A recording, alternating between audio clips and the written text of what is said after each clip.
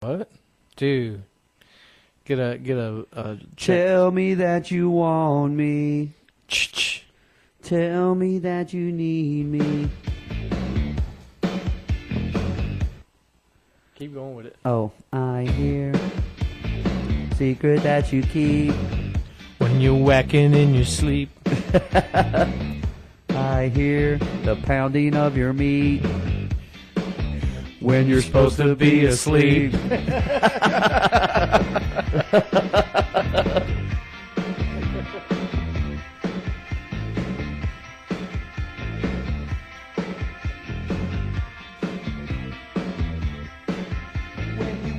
Your eyes and you fall asleep, Sleep, sleep, sleep, sleep, sleep. and I can swear I can hear the sound of your meat.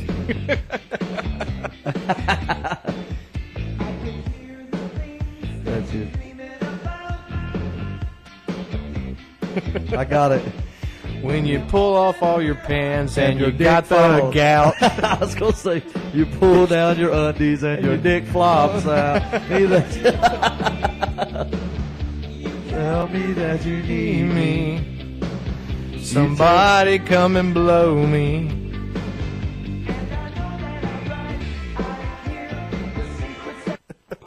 Oh, shit. Ladies and gentlemen.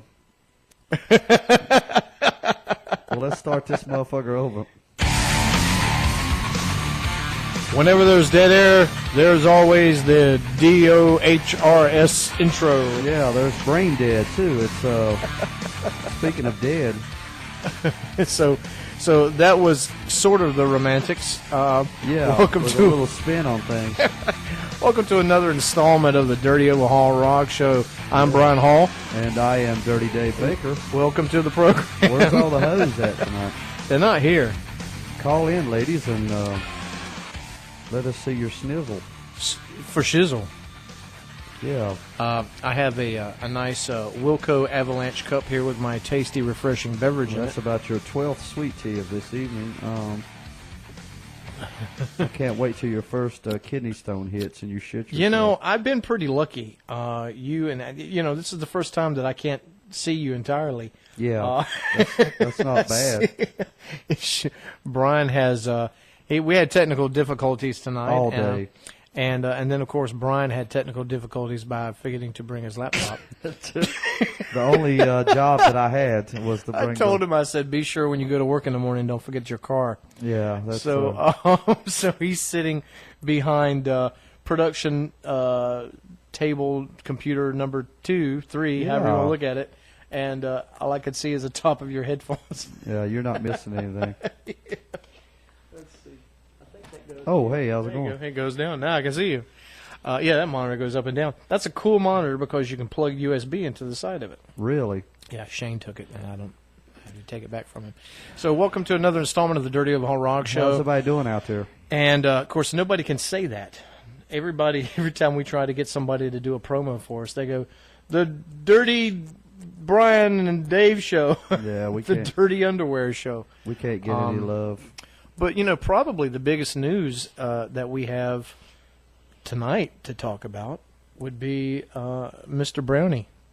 Yeah, let's go ahead and break that here. Yeah, we got word officially from the camp that it is. The horse's mouth or its ass. That is the Heart Brigade camp. All I know him is by Romy. I know his name is David something, but he was no longer with the keyboard player for Heart Brigade. Yeah. He is no longer with the band, and Brian is researching that as we speak. He is R&D. Yeah. And has been replaced by our former keyboard player in Fair Warning, Mr. Kevin Brown. Who left us for greener pastures. Yeah, well, he was playing with Mr. Tim Poole in the bunch. Yeah. And Kevin, from what I understand, was the original keyboard player for Heart Brigade. Really? And Gave up that gig? well, he was basically told that he had to give up that gig by Mr. Poole. Yeah. And now he has gone on to greener pastures because he's already been there once before. Yeah. And they're going to work him in this Saturday. They're playing at a festival. And Okay. this upcoming weekend, I think it is. I have to make sure that I have to confirm that date. So there's one more person doing better than me. So, well, it's Thursday night. We normally broadcast on a Wednesday, and we normally broadcast at 8 o'clock, but we had some difficulties with the live feed, so we had to go to a recording. So if you're going to try to call in tonight and you didn't get us, it's because we're recording tonight. Yeah, you're shit out of luck. Yeah. So, my computer has been giving me problems since yesterday. Mm-hmm. I don't know what happened. I don't know if I downloaded something, but I went back to my computer after I made dinner last night, and went back to the computer. Nothing. I mean, I plugged it in. I tried to get it to connect via Wi-Fi. It did connect via Wi-Fi. We had to go get a router tonight, Brian and I. But moments before the show was to be aired, we're at Walmart purchasing a wireless router. Yeah, so we could give you guys all this quality entertainment. Yeah, exact family entertainment. I don't know about family. So, Brian, where are we playing at this weekend? Let the people know. We're down at Murphy's this weekend. We'll be there Saturday night, and I wish we was playing Friday and Saturday, but that would be nice. We're not Heart Brigade, but we don't have good gigs. Yeah, we have, and some of the ones we have, hell, who knows how long we're going to have those. So especially Brian keeps posting on Facebook. Yeah, if I keep pissing off club owners. I have to uninstall Facebook from his phone and his computer at home. So I've been known to piss off club owners. A few. Yeah. So, matter of fact, speaking of Kevin Brown, he commented on a photo of yours. He's on there. Let's call him. Ago. We need to call him. Is the phone hooked up? He says, you know what? It's not, because we typically don't do phone calls this early. Oh, yeah, that's true. But Kevin Brown just says bear, talking about the picture you did of me in the naked Thor outfit. That means gay guys that are hairy. They're bears. I know, but I don't know, he's not that berry. I've seen worse. I think he means the original, not the. He's calling you a bear. Yeah, well, I'm a grizzly. Yeah. Excuse me.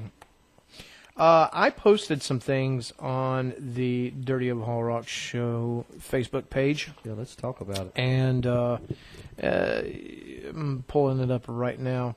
I don't know if you have seen, one thing that I saw on Facebook probably 2 days ago was a picture of this small Dachshund that's in a cage with a lion. Have you seen this? Oh, yeah, I saw that. And the thing's just licking all over the lion, and the lion is looking at him like he's just so not interested in the dog. But, they must have grown up together or something, because that dog would so be eaten. But the other important piece of information for the comic book listeners out there. Okay, that would be me. Is there is a comic, let's see, is it on the shelves now, or is it about to come out? I think it's about to come out. Let me check on that. But if you are a Wolverine and Marvel Comics fan, there's something coming up called The Logan Legacy #1, The Death of Wolverine. And it says Marvel Comics has just released a first look at the death of Wolverine, The Logan Legacy #1. It is a 7-issue limited series which looks at the gaping hole left in Marvel Comics universe following the death of Wolverine. Basically, the Logan Legacy is written by Charles Soule and art by Oliver Nome. But think of the death of Wolverine as an inciting event that of seismic levels, because I think everybody is to a degree a Wolverine fan. If you've seen any of the X-Men movies or any of the Wolverine movies, but they got some new team ups with new like X-23, Sabretooth, Daken, Lady Deathstrike, and Mystique. If you know anything about the Marvel I knew every Comics one universe. of those. But yeah, I'm looking at some of the art right now. Really cool stuff. So check out The Death of Wolverine. It's got a bunch of kids talking about they're fighting over Wolverine's outfit. This little cartoon thing they got in it's pretty funny. And speaking of comic books, if you are living in the High Point, Archdale area, Brian, have you been down to Stormcrow Comics? Yes, I have. I bought some action figures. Some action. I think I bought like a Robin and. Well, you buy a lot of for you and your boy. Mostly me, but I say it's for him. Well, you do the wrestling thing. Well, I do wrestling and superheroes. Yeah. So, but I know you got a bunch of wrestling Probably stuff. about over 400 or 500, probably. What do you do with them all? I mean, I stick them in a box and put them under my bed. what does your wife say about all that? She don't give a shit. As long as I don't buy drugs and hookers. Well, yeah. She Well, don't hookers, care. yeah. All right, so yeah, the Stormcrow Comics. I mean, they're in Archdale, and I'm getting ready to pull up the information on these guys here in just a second. But you said you've gone down there and you bought some action figures, Action. Yeah. And I have gone in there, and me and my son, we go there, here and there, and we get just tons of comics. We'll go in there and just get piles. Yeah, Jimmy's also into. Jimmy Henson, he gets Conan. Oh, God, what else does he get? He gets Jonah Hex. Vampirella. He might get some Vampirella. I can't remember exactly. Slutavia. Some Slutavia. I might need to look into that one. You got enough problems. I do have a lot of problems. I don't need any more problems than what I have. Mostly a penile problem. Yeah, well. Dysfunction. Yeah, I'm dick functional. Yeah. But let me pull these guys up here on the Facebook. Hey, out of the storm grow. But yeah, go down and see the guys. It's Mark and Kevin down at Stormcrow Comics. Tell them Dirty Dave sent you. Tell them Dirty Dave. Yeah, they've got just tons of stuff that you can go in there, and they're always buying new Cool shit. New collections. If you have a comic book collection you're looking to get rid of, you can call Mark and or Kevin. They are located at 11651 North Main Street, Suite O. And that's in Archdale. You can catch them at 336-434-0081. And and I'm just looking at some of the pictures that they've got and some of the action figures. I mean, they've got just tons of Iron Fist, Spider-Man, Defenders, Hulk, just tons. If you're a big comic book collector, go down and see the guys at Stormcrow Comics. Once again, that's 11651 North Main Street in Archdale, 336-434-0081, and tell them the Dirty Overhaul Rock Show sent you. And, of course, they will introduce you to the door. No, Yeah. no, they'll actually they got some great deals down there, and they've got a lot of discount boxes with a lot of discount comics in it, and back issues, and just tons of novels and stuff. So check that out. So, what else is going on this week besides us playing in? I'm going to be getting a new ride. Oh yeah, hopefully. Yeah, Jimmy's got that car. It's Love 90. I think it's 96. Lincoln. So it's a hot rod Lincoln. Going to have a tiger in my tank. And if there's any doubt, when you pass me on the road, you can see his tail hanging out. Go on, roll for me one time, tiger. Yeah. Damn.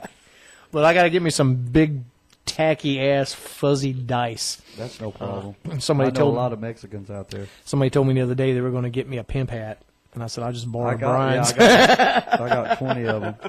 Or you can go see any of the other bands around here. They've got them too. Oh, yeah. Especially about 12 we can name. So hopefully this week it's actually Jimmy's old family car, his old dad's car, I believe it The was. family truckster. Yeah. So once he gets all that estate stuff cleared up, then then I'll be on the road again, baby. Hell yeah. So that'll be pretty cool. That's what I got to look forward to. What about you? How's your vehicle doing? So far, so good. Knock on wood. We still making that rattling noise? Yeah, it's because my catalytic converter is broke loose. And I need $150 to fix it. So unless I'm going to start blowing dudes, I don't know how I'm going to get it. Well, if you put the word out tonight, you might get a phone hey, call. Everybody out Call there. Brian Hall at 336. No, Hey, 489. God knows he puts my phone number out there on street signs. I'm just trying to get What did it say? Not pregnant? Yeah, having trouble getting pregnant. Yeah, call 336.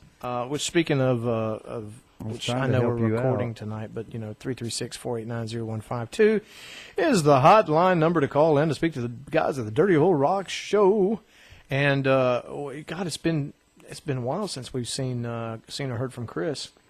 I mean, I've seen and heard from Jimmy over the past couple of weeks. I spoke to Chris last night. Did you?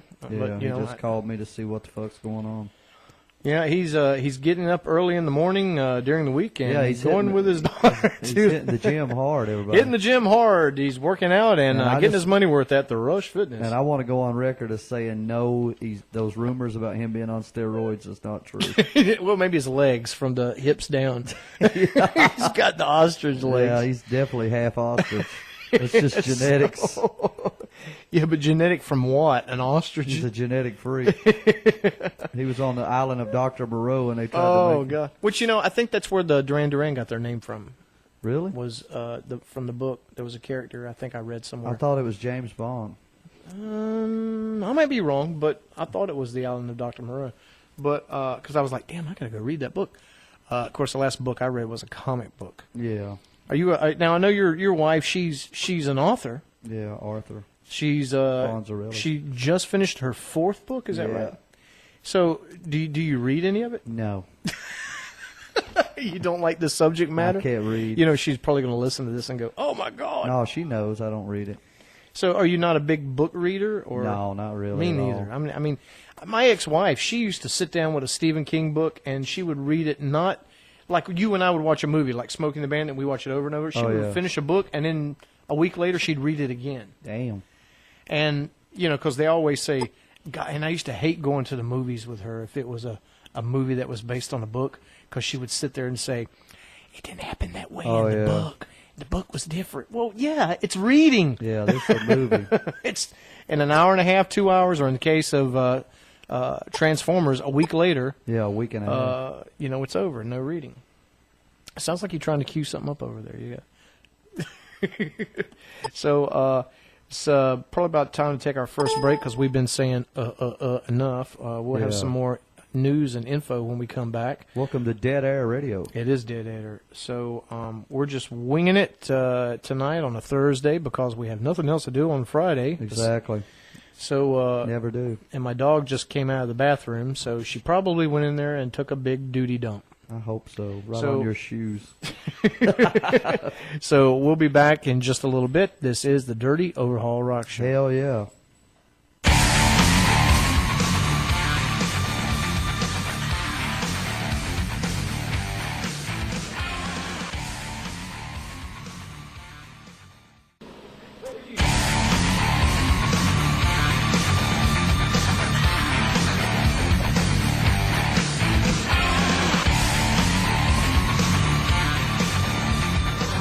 All right, we are back. We are back. Back, and I don't know what we're back from. Back in the saddle again. That's right. Do you remember? You remember earlier when you was talking about Kevin getting the job in Heart Brigade, and we were talking about off air and a little bit on air. We was talking about how bands sometimes.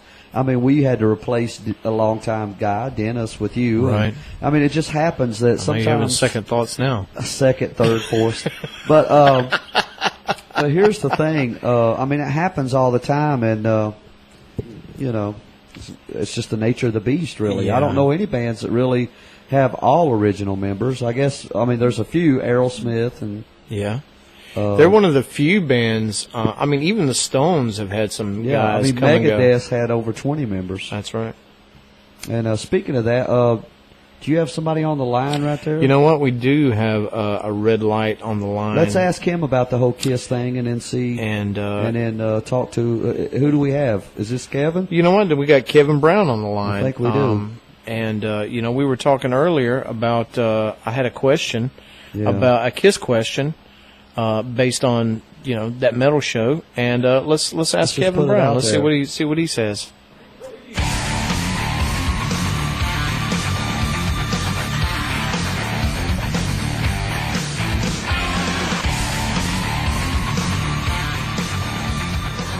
All right, we are back. We are back. Back, and I don't know what we're back from. Back in the saddle again. That's right. You remember earlier when you was talking about Kevin getting the job in Heart Brigade, and we were talking about well, off air and a little bit on air, we was talking about how bands sometimes. I mean, we had to replace a longtime guy, Dennis, with you. Right. And, I mean, it just happens that sometimes. You're having second thoughts now. Second, third, fourth. But here's the thing. I mean, it happens all the time, and you know, it's just the nature of the beast, really. Yeah. I don't know any bands that really have all original members. I guess. I mean, there's a few, Aerosmith and. Yeah.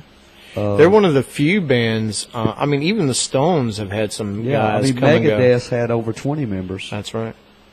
And speaking of that, do you have somebody on the line right there? You know what? We do have a red light on the line. Let's ask him about the whole Kiss thing, and then see, and then talk to who do we have? Is this Kevin? You know what? We got Kevin Brown on the line. I think we do.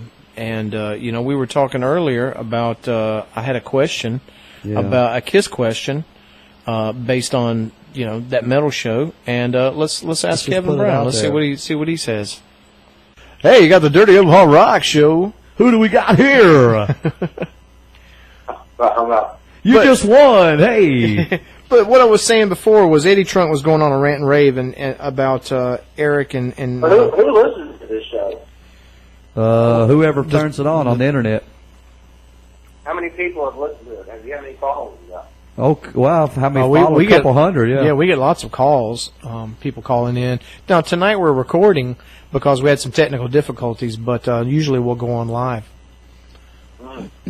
But, Eddie Trunk was going on a rant and rave, and they interviewed Paul Stanley in an interview later, and he didn't want to comment on anything about Eddie Trunk. He said he wasn't going to go on his show or any of that stuff because of his outburst feelings about how he feels about they don't care. They're making money. Yeah, they don't care. But I didn't know, how you felt, because you're stepping into a new role here that has just been recently vacated, which initially was yours to begin with. But I didn't know what you thought about those two guys, Tommy and Eric, stepping into Peter and Ace's roles. I mean, would you go see a Kiss show nowadays? I saw the original Kiss in 1970 something. So you're good. And yeah, that was it for me. I saw the original Peter Criss thing, Beth, and all that stuff. They had the Fire back then. They had everything. Oh yeah. What are some of the bands you listen to now? I don't really listen to much. Really. Nine Inch Nails. Foghat. For some strange reason, I like this band Arcade Fire. I don't know why, but they're pretty cool. That's a good band. Yeah. They're different. I mean, have you ever watched them? Yeah. They're freaky to watch, too. On man. YouTube. It's like from another planet or something. I don't know. I used to like this band called Sucker Punch. Well, that's not a band. That's a circus, man. Especially their sexy keyboard player. He said it was a circus. It was. Hey. Yeah, you just call in on the bitch switch and. Some bands go down in folklore, and you have 7 singers in 2 years, 5 guitar players, 5 bass players. Now Susie was in that band prior to Heart Brigade, right? Mm-hmm. Yep. Yeah. So how many people are in that band? Well, go with Heart Brigade.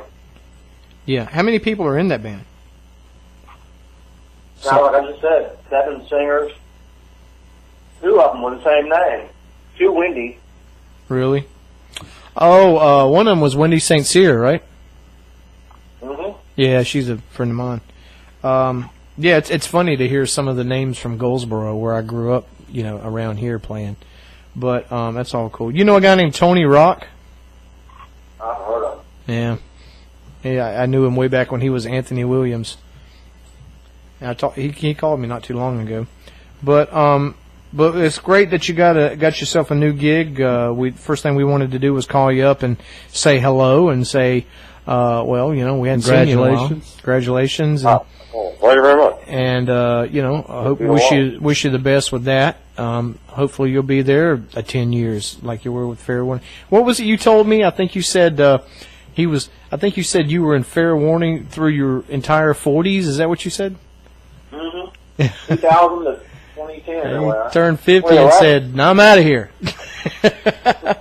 Said, "Fuck these people." Fuck these guys, man. No, but that's great that you got a gig. And you said you're going to be where it again this Saturday at the festival in Apex Jazz Festival, Apex. Apex. So what time do you guys play? Do you know? I think 8:30 or 9. Okay. I'm not sure. So if anyone listening is going to be in the Apex area, or you live in the Apex area, go out and check that out. Is it going to be is it downtown, or is it like they blocking streets off? I don't really know. Okay. Well, we'll try to see what we can find out. I can find out from Brian or Susie, and we can post it on the Facebook page. Okay. But yeah, we were talking about a song you had written not long ago. I text you. That was his alter ego, which you wrote on the way to South Carolina. We were sitting there talking about, because I can't forget you, I text you. That was his alter ego, TH. That's right. Mm-hmm. Well, Kevin, we appreciate you taking the time to talk with us. Yeah, we miss you, buddy, Ro. Yeah, we don't get to load in. I mean, look, thanks again, and we'll talk to you soon, and maybe we'll catch you at a gig. Hopefully. Okay, man. All right, buddy. We'll talk to you now. Good Bye. luck. That would be Mr. Kevin Brown feeding his was face. Him, yeah, chowing down. He couldn't put down his Swiss and fucking roast beef. To give us five damn minutes. He's like, I gave you 10 years, you fuckers. Ain't that enough? You've had enough of my time. By God, I'm playing the Heart Brigade now. Yeah, I don't have to talk to you guys anymore. He says, "Where's my Gatorade?" So that was our star of the evening. Yeah, we finally got a big name on here. That's right. Besides our own, of course. Yeah.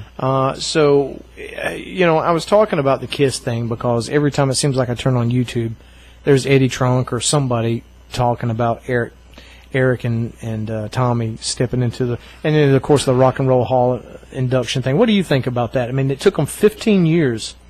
I think they should have did the Rock and Roll Hall of Fame with the original guys, but I mean, who can blame two dudes for stepping in? I mean, just because you work at a job, do you think if I quit the glue factory today, they're never going to hire another dickhead to take my place? And one of the things that they said was that, or if a guy leaves like a good band to go play with Sucker Punch, and then am I going to blame him? Yes, I am. Eric Singer is probably one of the most vocal guys, from what I heard in the interview, about that situation, as far, and in other words, if he weren't in that spot, if he wasn't wearing the Catman, he would be the one doing the most bitching.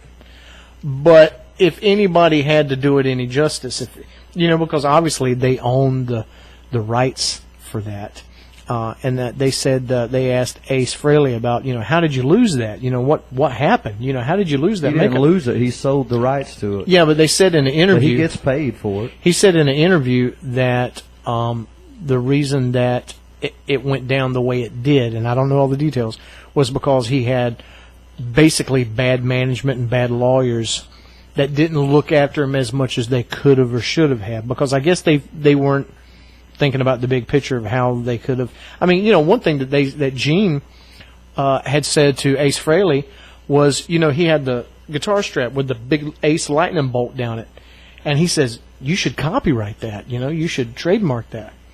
And he said, I'm not worried about it, I'll think of something else later down the road. How many guitar straps have you seen with the big silver lightning bolt on it? Yeah. And, Gene's a marketing he's a guru. So, we're going to take a break. I think this has been like we're about 11 minutes now. Yeah. But we're going to take a quick break and come back with finish this thing up. More intense programming. Intense.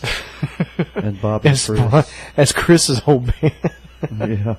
But we'll be right back. This is the Dirty Overhaul Rock Show.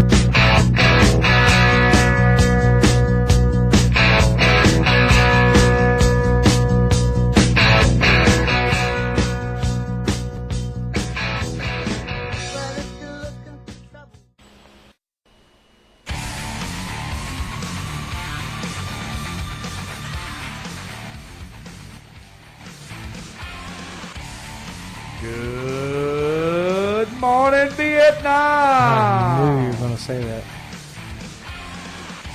that. Welcome back to the Dirty Overhaul Rock Show. Hey, yeah, that's what I do it out there. This is Dean Goldberry on here talking to you today. This is Chase Snatch. Chantilly lace and a birdie. Hello, babe. Sorry, I watched La Bamba the other day. Intentionally? No, it was on. I just flipped through. But I do tell you, I'm going to tell you, this is my Hollywood minute here. I'm going to tell you about a show that fucking rules, and that is The Sons of Anarchy. Yes, they do. They're in, what, season 7 or 8 now? Yeah, I think 7. And I'm on season 5 on Netflix. Every time I talk to somebody, they're talking about Sons of Anarchy. Oh, that's my Netflix pick of the week. So, and that's what we try to dish out here for you folks listening at home. We can dish it out. I don't know if you can take it. So like I love Orange is the New Black. That's a great show. That's awesome. If you like hot lesbian action. Yes, I do, as a matter of fact. Nah, hell with that. Yeah. But, my son likes House of Cards. Never saw that, but it's on my list. What's the other one? Breaking Bad. Never saw that either. I've never seen it. I watched half of the first episode and fell asleep. I've heard a lot of good things, though. Everybody kept telling him, you gotta watch that show, and I remember when he started watching it, and he got so far ahead, and I was like, because when somebody gets so far ahead of me in a season, they're talking about stuff that's happening way down the line, and right. I'm so far behind. It's like Walking Dead. Oh, I love it. We started watching that because you and your wife were talking about, Tammy, we were talking about, you guys were always talking about what was going on, and everybody's Walking Dead. So I finally said, you know what, I'm going to go watch it on Netflix, and which, by the way, we need some money from Netflix as much as we can talk. So, go to Netflix, and each week we're going to try to have Dave O'Brien's pick of the week. Yeah, your other one was Human Centipede. Oh, my God. Finally, something. Which, by the way, speaking of Human Centipede, we're going to be having a conversation with Mr. Kevin Brown later on. Yeah. He is the new keyboard player for Heart Brigade.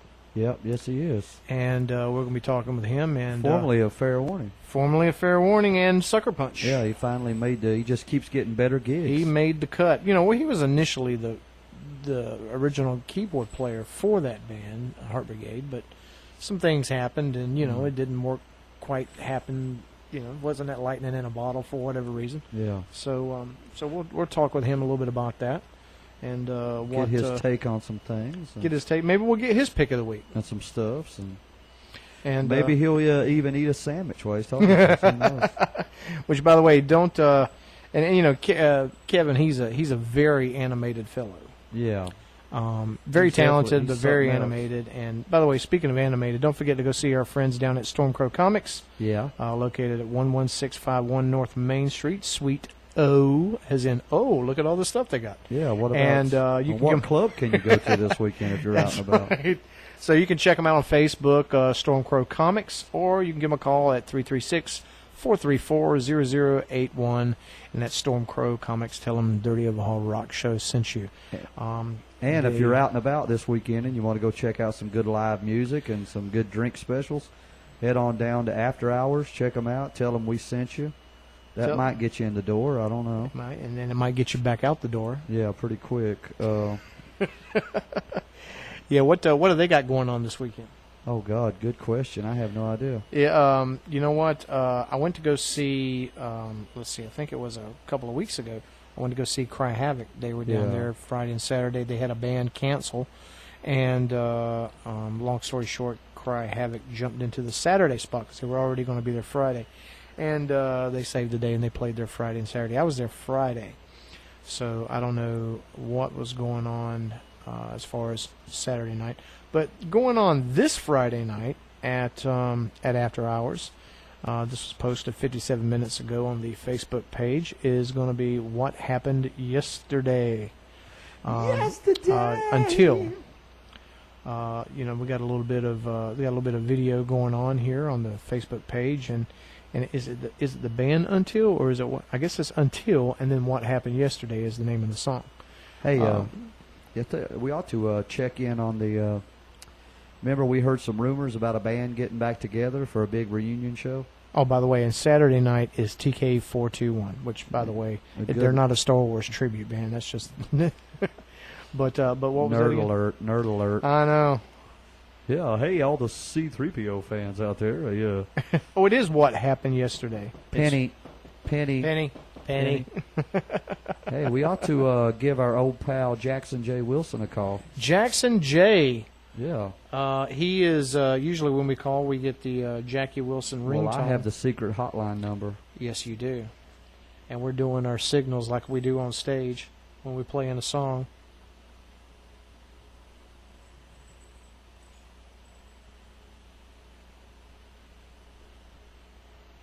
You guys can't see this, but we're pantomiming. Okay. Is that right? Yes, it is. Okay. We're trying not to give out people's phone numbers. Yeah, on the air. like we did a couple. Of course, we could edit it and just bleep it out. I guess. A couple weeks ago. Maybe we should just do that. Maybe we should just give me the name and I'll just bleep it out. Yeah.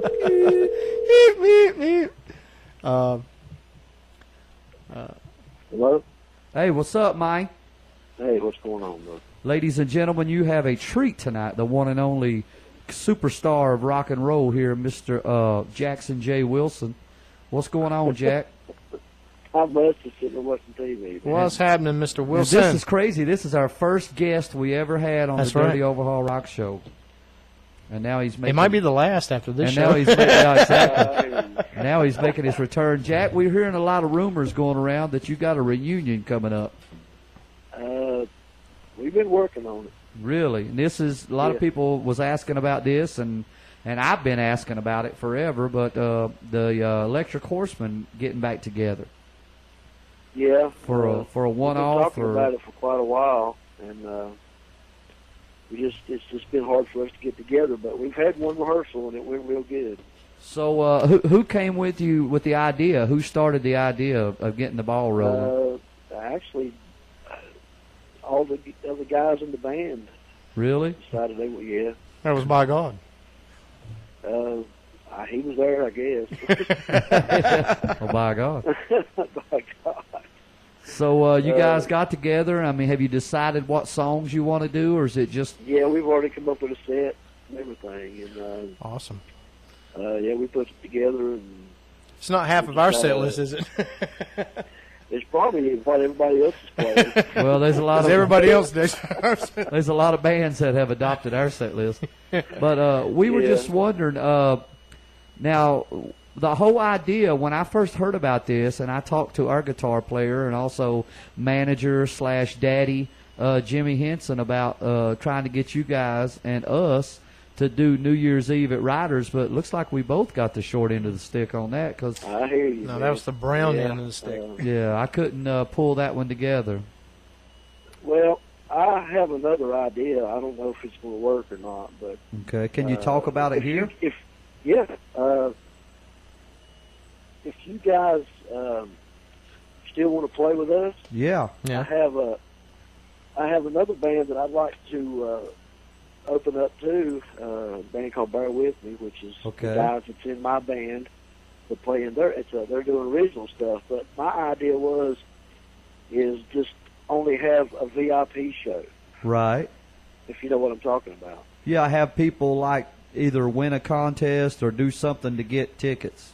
Yeah, not just because nowadays the way things are in the music business, and you know this, you guys know this. People are like, it's just hard to get people out. So the way I look at it is if people really want to come and see this show, we're only going to have chosen people to come and see it. Right. Yeah. Yeah, I like that. What do you think about that? I think it's a great idea. Yeah, I think it should be only hot girls. Yeah, I think it should be hot teenage. If that works. I like teenage girls, barely legal. Well, and their younger sisters. Exactly. I thought that's why you was in this business. Yeah, but we only get the big heavy set ones with no teeth. So. Well, yeah. Whatever whatever works. Man. I used to get the skinny ones about 100 pounds ago. Yeah. Well, but now I just take what I can get. Yeah, which is the skinny dudes. Yeah. Well, I heard that running joke years ago about when I was young. I used to get the panties thrown on the stage, and now I get the pins. So, or some bloomers if you're out there in random. Yeah, that just tells you how old I am. And you can parachute off the stage with them over your head. Oh, God, yeah. Yeah, we can use it for a backdrop. Hey, beggars. That's why my old band was the Brown States. Oh, man. You cover up the drums with them. Well, not our drummer. Our drummer would put them on. They'd probably fit. Let me ask you guys something. What do y'all think about the state of the music business today? Oh, it's sad. It sucks, man. Sucks. I've never seen so many bands than I have now. It's like anybody that has a 1-octave range voice, and they get somebody that can play 3 or 4 chords. Next thing you know, they're out playing, man, and they're making $200 a night. And then when we go out and ask for what we usually get, which I don't know about you, man, but compared to what we used to get, I mean, we're barely making anything anymore. Yeah. You know, and these other bands are putting us out of business, man.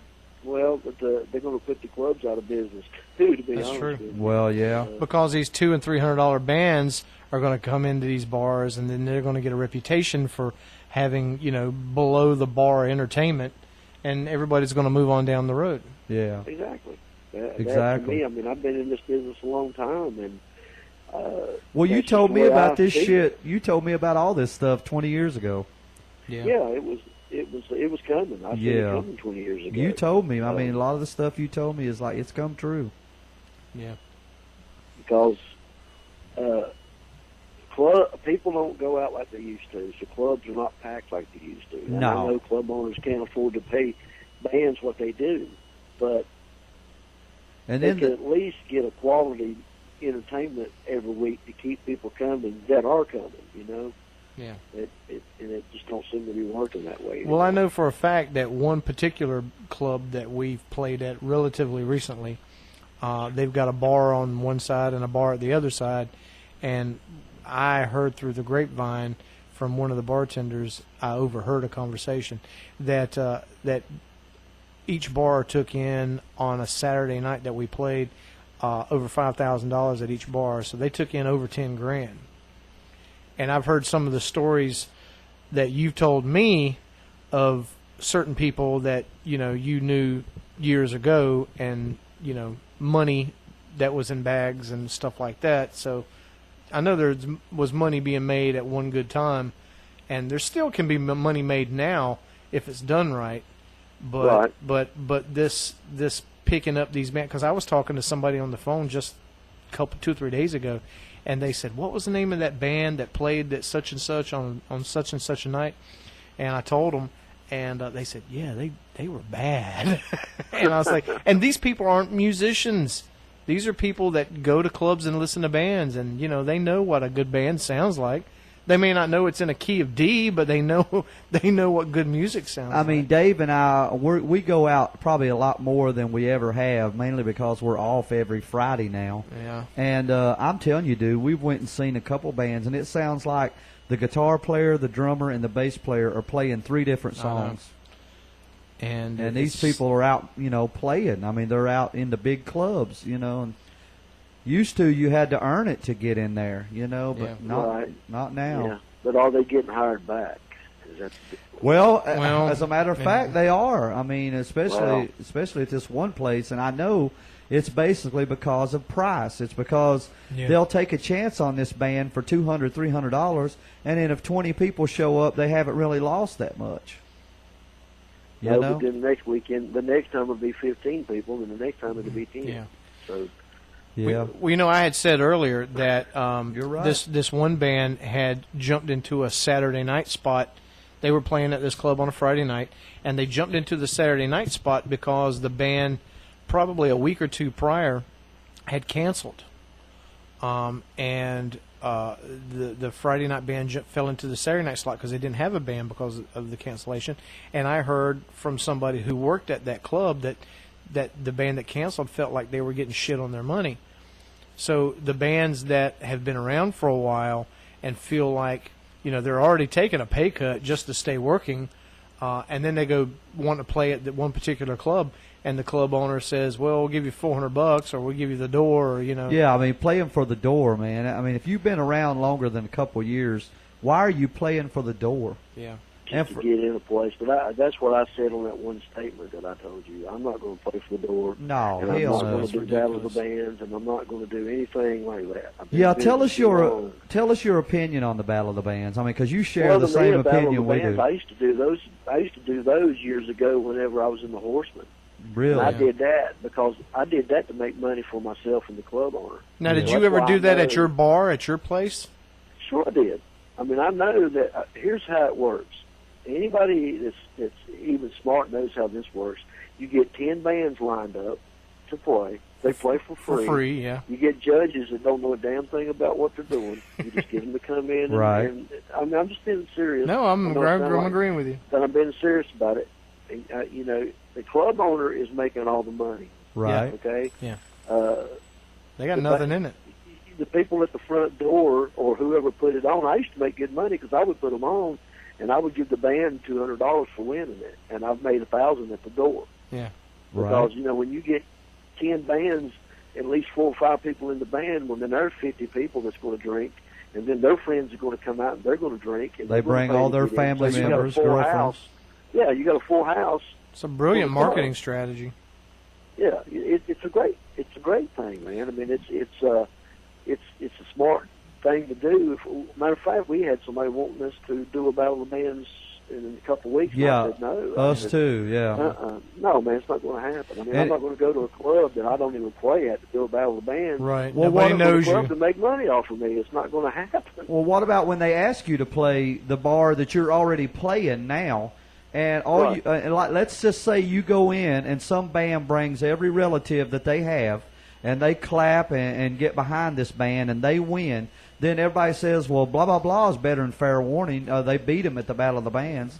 So what the hell do I get out of it? It depends on what the venue is, because if Fair Warning, Horseman, whoever it is, if they play at Johnny and June's, they're not going to go over well at Johnny and June's. No, because we don't wear cowboy hats and fucking ball caps, and nobody's going to care. They're going to cheer for the guys with the biggest, like you said, the biggest cowboy hat, and whoever does Brantley Gilbert the best, and and that's it. And it's probably rigged anyway by the judges that are sitting there voting.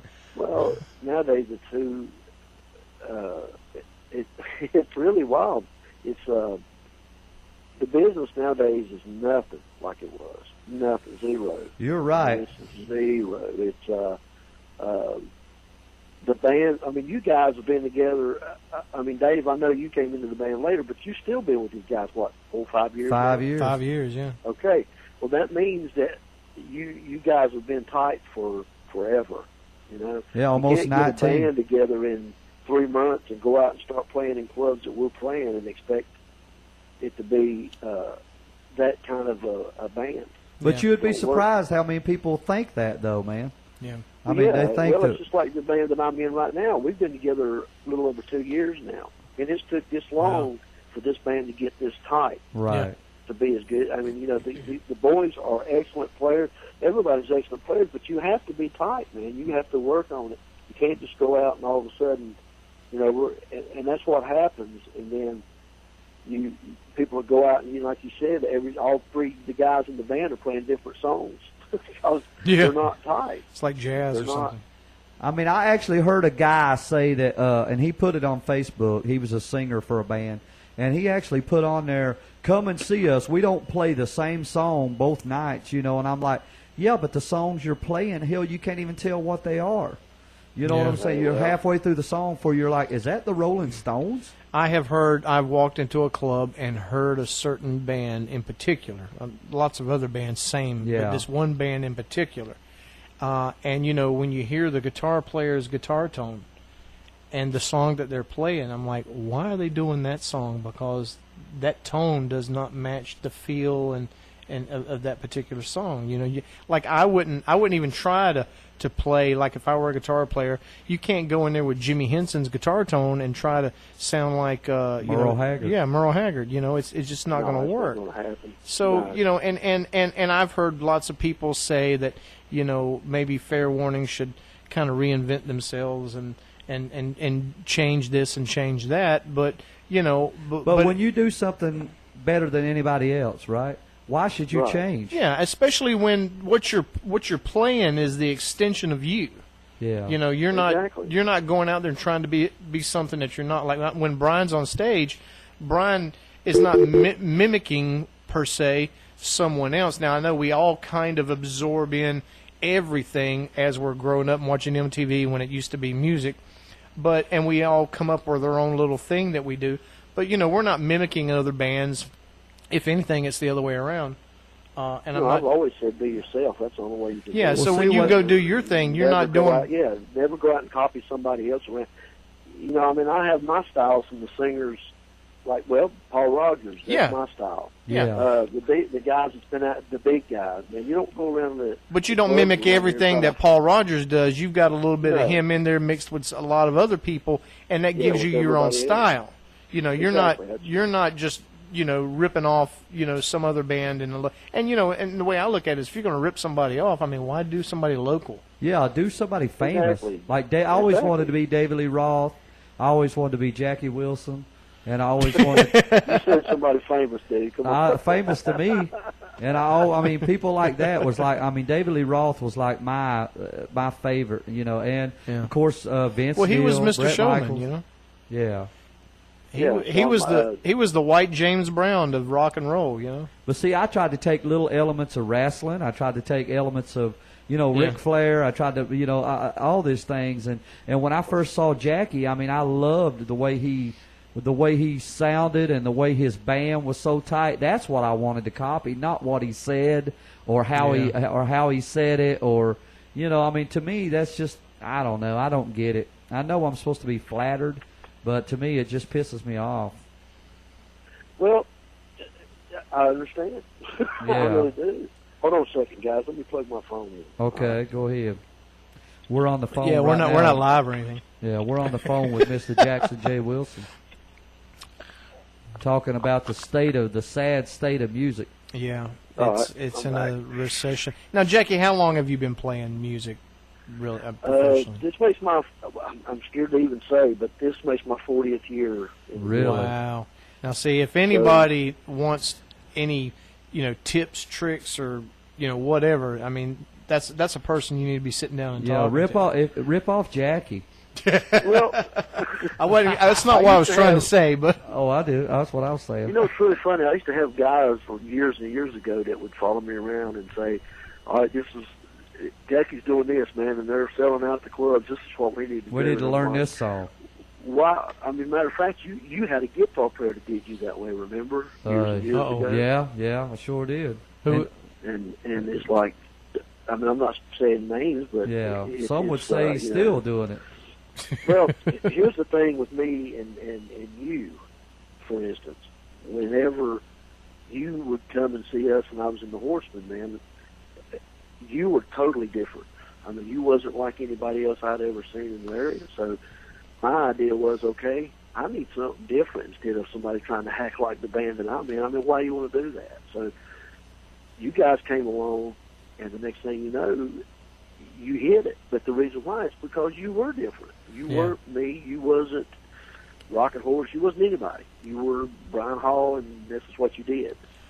But now people don't tend to do that shit anymore, man. Yeah, everybody's doing the same act, man. And I'm not trying to toot my own horn, but toot. It's like every time we go out, man, I hear people saying the exact same shit that I say, which I guess that means I need to update in 20 years. But but if you update it, they'll do that too. So. Which I had never seen anybody step off the stage with the wireless mic and walk around before. But now everybody does. And now everybody's doing it. Everybody stayed on the stage. Yeah, and I'm not saying that you can't do that. I'd never really thought about it before. Now I've seen a guitar player step off the stage, walk to the bar, get a beer while he's playing a solo or something, and come back. And and you go, oh, that was kind of cool. But he didn't go walk around and dance with the people on the stage and do like the things that Brian does. And the first time I saw him, I was like, no, that he's being a showman. Yeah, David Lee Roth. Oh yeah. Exactly. Yeah, David Lee Roth. But now every time, except without the jumps. Yeah, exactly. I'm what was on his mind, man. I mean, that was what always got me. Was and if it doesn't come natural, if it's forced, you're going to be able to pick it out really easy. You can tell. I don't believe that. If it's forced, don't even do it. Well, I say that because I see a lot of people that get up there, and I'm not saying what I'm saying is, if your personality doesn't. Now, I've heard who was it? Paul Stanley, for example. He was in an interview most recently. I was talking about Paul Stanley earlier, and he was up there jumping around going, "Hey, people!" And then, after a show, he's sitting in a deli by himself, and, he's nowhere near that kind of persona. He says, now that's really who he is when he gets up on stage. He kind of, jumps into that, and that's what comes out. But, he's not that type of person all the time. But when you get up on stage, I think you have to be true to yourself and do what comes natural, and eventually you get into your own little craft, your own little corner. But you can't force yourself. Like if you're right-handed, you can't force yourself to be left-handed. Right. And because if you do it, people will see it and they'll pick up on it. And I've seen other performers that try to do some of the stuff that Brian does, and it doesn't look like it's as natural and doesn't flow. Well, that's because you and I have been around music our whole lives, but most people that go out, let's just say that go out to riders, they don't fucking know the difference. They'll go out there, and any band that does rock and roll all night and does it half-ass, and they're still going to cheer for them just like when we do it. It's sad. And that's probably true. It's just that when I'm looking at some of this stuff, when people sit there and they talk about this band is as good as that band and that band's as good as this band, and then in the back of your head you got to be going, you got to be kidding me. And that's not to say that one band's worse than the other, but lots of bands are better than the other band. Well, I'll tell you a funny story about Riders. I don't know if it was me and Brian. It was me and somebody had went one night, and I don't want to pick George's Club out. I'm just no. I'm just because he just used that as an excuse. We walked around to the other side of the bar, and there was some people standing there, and I got to talking to them, and they said, this is. Looked pointing to me, and they said no. And I'd been playing there for how long? For years and years. Sure, yeah. And Brian, I think it was you because they didn't know who you were either. Yeah. And I said, how long have you people been coming here? They said about 5 or 6 years. Do you remember that? Yeah, I remember. I know what you're talking about. And they said they never left the other side of the stage of the bar over there. So yeah. Mm-hmm. That tells me that they didn't care who was on stage, man. Yeah. They were there just to either get. You do have those. Well, just in the tables. You go to a table, and it was the same people sitting in the same places. That's what I was getting ready to say. Every weekend, man, and it didn't matter who was there. They pay to get in, and they play pool all night long, or foosball. So they didn't care. And then they wanted that people, and people want to say that they know the bands. Yeah, and I get that I know because Brian, I know Jackie, I know Dave, I know Jimmy, and all them, and then the next week they know those guys, and the next week they know those guys. Well, because these guys are the closest thing to a celebrity that they probably will ever know. And that's not to say that to make these people's heads bigger that go play these clubs, because we're hell, I'm the closest thing to a celebrity that I know, but well, Brian's sitting next to me, so and of course I'm on the phone with Jackie. Yeah. But it's weird, when you get together with some fans, and they have you sign the craziest stuff, and in the back of my head I'm going, you want my signature? You want me to sign what? But it don't matter, because Jackie told me years ago. We went up there. I remember Jackie. I had the big head, believe it or not, back in the day. And I thought, you're hearing this, Jackie, right? Yeah, I thought my shit didn't stink, right? Oh, it does. Trust me. So I go up to Riders one night, and Jackie's up there playing with 5-1, right? Yeah. I think it was 5-1, and I saw the same girls the week before that were telling me I was God's gift to rock and roll. They was in front of Jackie, kissing his ass, wearing his T-shirts, and I was like, it bothered me, and I was like, Jack, man, what the fuck? And he's like, dude, it don't matter who's there, they do the same shit. That is, you do have a lot of the people that go to the club because that was 20 years ago. That's their place. Now, here's the deal, guys. Believe me, take the money and run, man. Yeah, take the money and don't take it personal, right? Don't worry about what some guys or girls going to say about kissing your butt. You're the best at this and you're the best. Because honestly, there is no best. There never was. Yeah. No. You're best at what you do. Jackie, it's got to be something like if you're an actor. you can't listen to those critics that write these columns. I've tried never to do that because it gets to you, man. Yeah, because if you start reading your own press and you start getting a big head, and then all of a sudden people start critiquing you or writing about you, or next thing you know you see those fans at another show or whatever it is, and you go, what the hell? So I guess you do have to have kind of a separation. Well, Facebook cracks me up is because I see people that were my fans years ago are now, I'm not going to say bands names, but they're still, now they're their fans, and now it's their exactly. Well, see, and everything, and I'm just like, okay, that's fine. I got the money from you years ago, and you followed it. Now you're doing the same thing.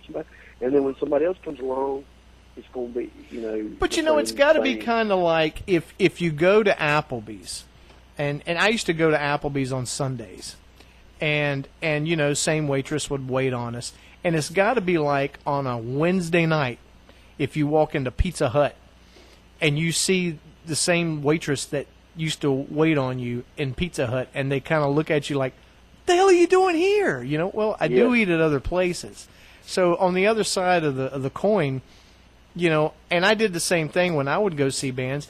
I had certain bands that I considered to be my favorites, but I didn't say, you guys are the shit. And then, the next weekend I'm like telling band 2, you guys are the shit, and but I guess I kind of got excited about whoever it was I was looking at the time. Sure, man, musicians, we all have egos.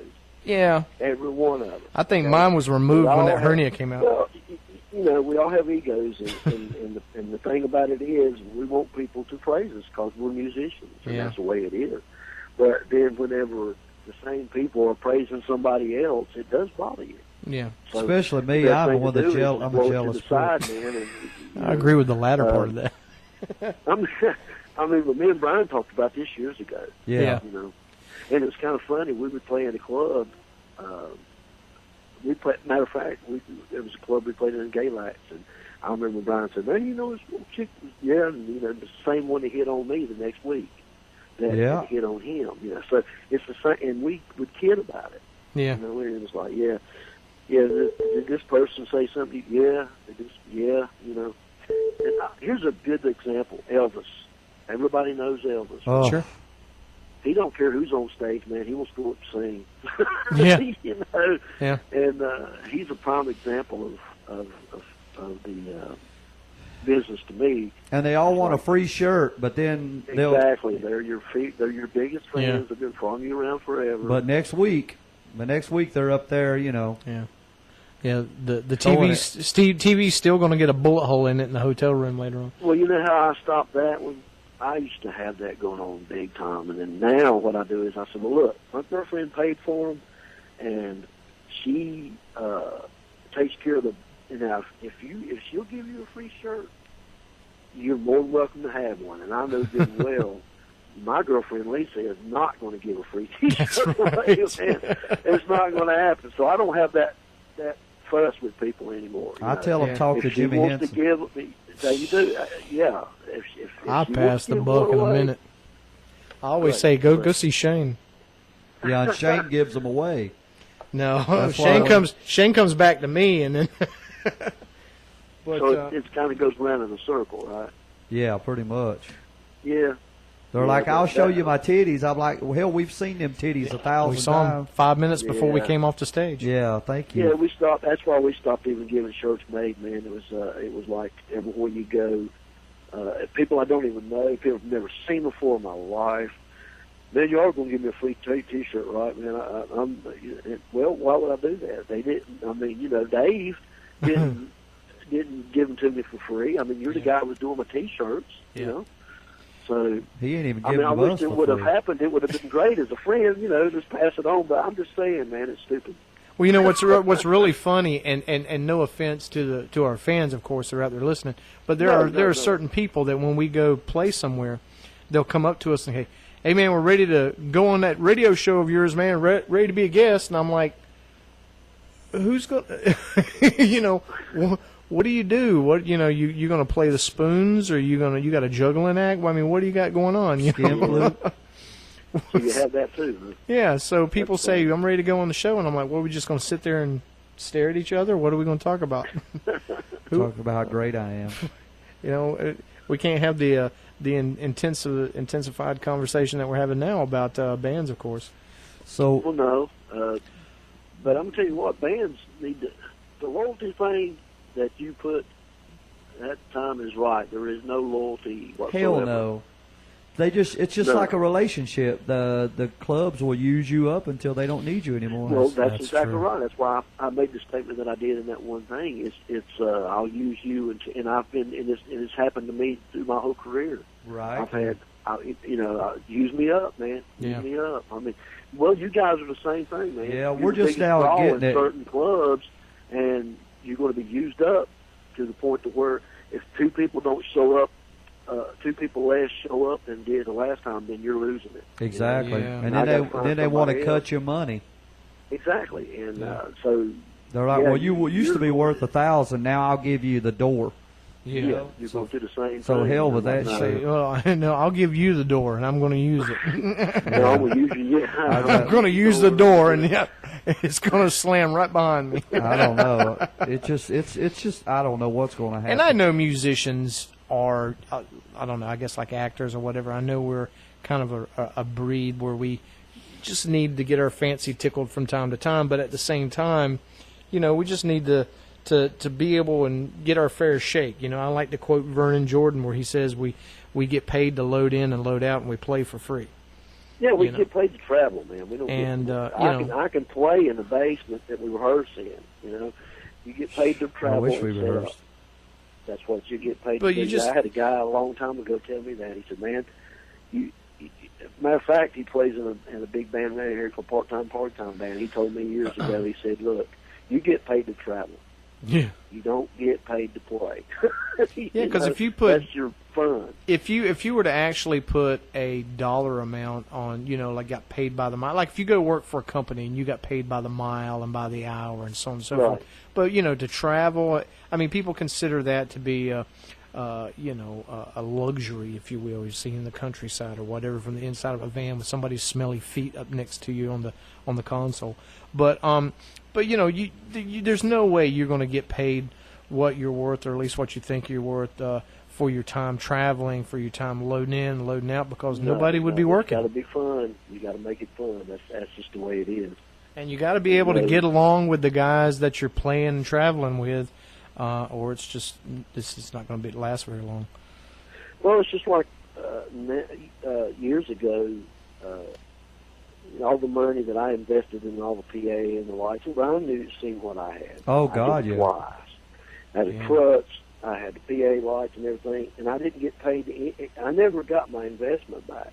Yeah. You know. Yeah. Never did. And people didn't care how much equipment I had in the club. Yeah. Now I got a little van with a small PA, and that's it. And we're in and out in 15 minutes, and it's still the same as it was then. It's like people don't care how much equipment is sitting up there. Yeah. No, those days are gone, man. Nobody gives a shit. Yeah, the big wall of Marshall sound men. Yeah, the big wall of Marshall amps. It's who cares? Everybody walks in now with a little practice amp, and you know they mic it, and they're in and out. Well, that's where we are. I mean, my guitar player's got an amp that's got 2 10-inch speakers in it. Yeah. You know, and that's what and he's done in 10 minutes. And my bass player, he plays through my PA now. He don't even carry an amp around with him anymore. Really? So, yeah. So it's and I still get paid at the end of the month. Yeah. So and it's basically the same amount of money as I got paid whenever I was taking in 100 lights and 20,000 watts PA. It's the same thing. Yeah. It's just not as strenuous anymore. And it actually makes it more fun to go in. I'm not in a club at 3 o'clock in the morning trying to get out. Yeah. That's really made it a whole lot better too. But well, the older you get, I mean, you just don't feel like carrying all that shit in. No, hell no. Like you said, is it really going to make a difference when next week there's a band comes in with a flannel shirt and a fucking baseball cap, and people go just as crazy for them? No, it's not going to make a difference. And it doesn't matter how much PA you take in, the DJ's always going to be louder. Even if they tell you to turn down, the DJ's always telling you to turn down. Guys, you got to be honest about it. You're in the control of the sound man. Okay? Not at some of the places we play. Well, I'm just saying that when you take your sound man with you, yeah, he's the one that's got control of your band. Yeah, I know. You can play as good as you want to. We're in deep shit. Well, I always was. Boy, we'll hear this weekend. The guy that run sound for me years ago was so damn loud, my voice would go out. Yeah. And I'd always bitch about it. And it's like, well, man, y'all got to be loud. You're a rock and roll band. No, it's not the way it works, man. We are a rock and roll band that brings people in here to dance and have a good time and drink. We're not in here to blow their heads, slap off their body. You know? Yeah, it's not the Coliseum anymore. It's not 1986. No. Although, everybody that I know seemed to wish it was, but I don't know. Well, somebody made a statement. I'm not going to say who it was. I can't even remember, but they were talking about the club scene, and they said that nowadays the bands, they're all these metal bands are going in clubs for nothing to play, and I just wanted to clear that one up because Ralph and Carter, who play in my band, they have to sell their own tickets to their own club, to their own show. Wow. Yeah, before a lot they of places even show up. So all the bands that they play with, matter of fact, they're playing with one tomorrow night at the old clubhouse. Yeah. They sell their own tickets, man, before they even get there. Damn. So just that thing about whatever the money, the $400 or whatever it was, that all the bands share all night long is not true. I've been to all these shows. They sell their own tickets. Damn. You got, and the clubs are smart to do that. I mean, if I had 5 or 6, 7, 8 bands coming in that have sold at a $10 a ticket, have sold 200 to 300 tickets, who am I going to get to come into my club? Right. Them or a band that don't draw but maybe 20 or 30 people? Yeah, you're right.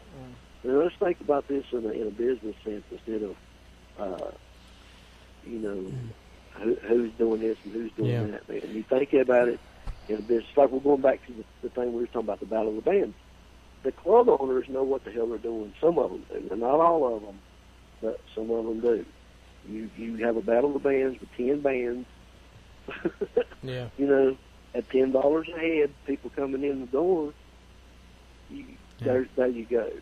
But some of these bands that have been around for a year or two, some less than that, stepping in and playing some of the clubs that, as we were talking about before, that, it takes, like, you either got to really know somebody or you got to be that good to get into. And, some of these bands they're throwing these groups together and they're going in and playing some of these places, and you're like, who are these people? And of course, when they play there, the people have got to be saying the same thing. But then again, you go right back to the thing about the regular group of people that go to the bar pretty much regardless of who's playing there. And if they don't like the band, then I guess they just leave and go someplace else. But usually they just end up, because they know everybody there and it's their hangout. But you know what the magic potion is in the band business, and Brian knows this just like, and you do too. All you have to do is just say hello to somebody in the club. Yeah. Take time to talk to them. Yeah. Take time to talk, and the next thing you know, they're in love with you. Yeah. And you're the best thing going, man. It has nothing to do with your music, brother. At least for that night, anyway. Yeah. Until next week. You're the hero that night. Yeah. Okay. Yeah.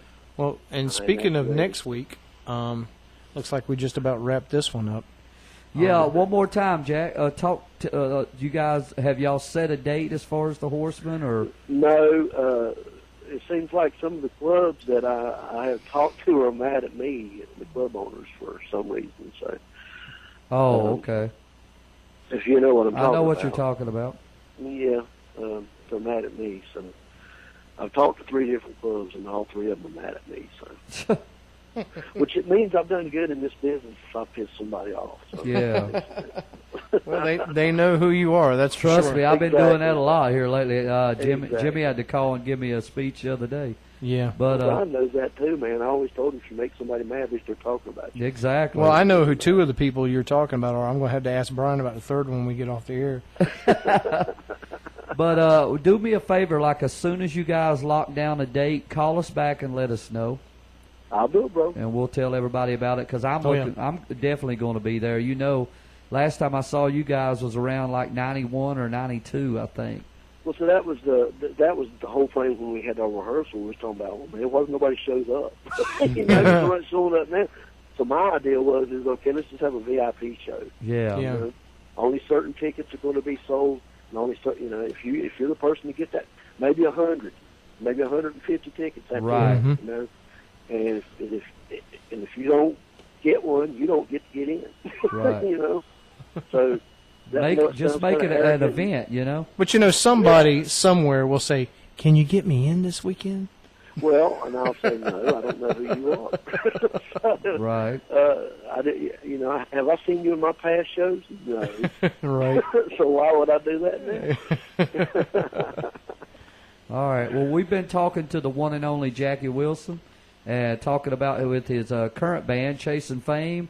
He's out doing that, and he's got a very special gig coming up with the Electric Horsemen that everybody's going to look forward to. I'm going to be there. Dave's going to be there. Probably some of Dave's hose is going to be up in there. Yeah. So I hope somebody shows up, man. I don't want to play the wall. We'll be there. Hell, you can play to us. That's fine. Definitely. But we'll drag some people down in there. But we'll let you guys know when it comes. And are you going to post some stuff on your Facebook page, or are you just going to give us a call? We'll be doing all that. Okay. Yeah. And then we'll post it on our page as well. All right. I'd appreciate it. I'll link it over. Yeah. All right. Well, this is the Dirty Overhaul Rock Show. This is Brian Hall. And I'm Jackie Wilson. And I'm I hear you. and I'm John Jones. And we appreciate you, Jackie, being on with us. And we'll catch you guys down the road. All right, man. You have a good one. Thanks, Jackie. We'll talk to you soon. Yeah, man. All right.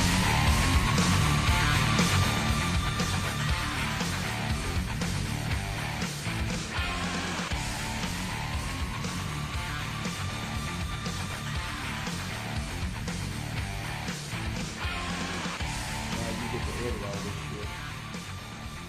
That was like a 45-minute conversation? 47.